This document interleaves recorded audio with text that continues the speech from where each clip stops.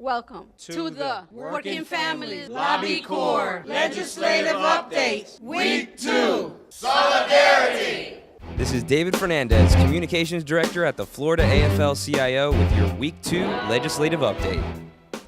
The initial excitement of the first week of session faded fast as vital bills attacking working families continued to make their way through committees. Week 2 started with another piece of zombie legislation back from the dead, creeping its way to a vote in the House Civil Justice Committee.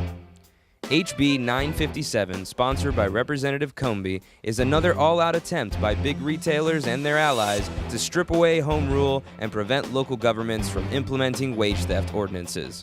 It prevents local communities from creating and implementing an administrative process to address wage theft in their communities that have proven successful. There's been a lot of talk about the fear of 67 individual processes around the state. 4 years have passed. That has not occurred. It has not occurred, and only 3 ordinances have passed, and they're all basically the same. Big retailers are trying everything to make it more difficult for victims of wage theft to recover their stolen wages, even if it means bending the truth. As Ms. Moen pointed out, this model, previously opposed by the local community activist organization called Peace, has received Peace's support and endorsement. That's false, Florida Retail Federation.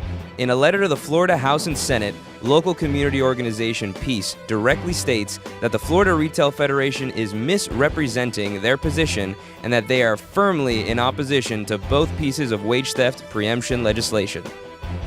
Although activists spoke truth to power, the bill passed committee on a partisan vote. On Thursday, dozens of law enforcement officers from across the state addressed the attacks on their retirement security through changes in the Florida retirement system. There's no reason to be tinkering with this critically important, well-functioning system in a state government. You all know the adage, if it ain't broke, don't fix it. The officers were joined by Senator Evers, who took a moment to comment on the chances of pension reform legislation passing this session, comparing it to the likelihood of It's gonna be snowing in Miami. Officers also expressed concern over the lack of legal enforcement on businesses that commit wage theft and opposition to the wage theft bills currently moving through committee.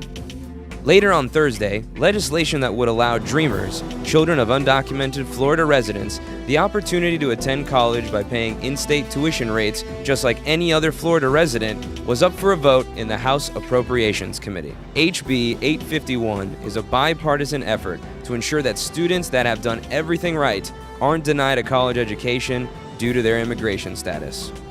We need to put higher education in reach for a group of students that we are leaving behind.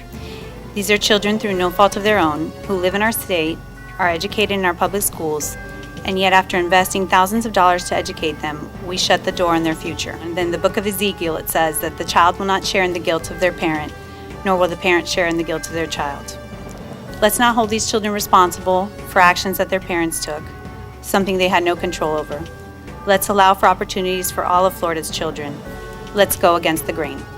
The bill passed with a narrow vote and is next headed to the full Florida House with the support of the Speaker. Working Families Lobby Corps members made their presence known all over the Capitol in Week 2, speaking in committee and lobbying their local legislators.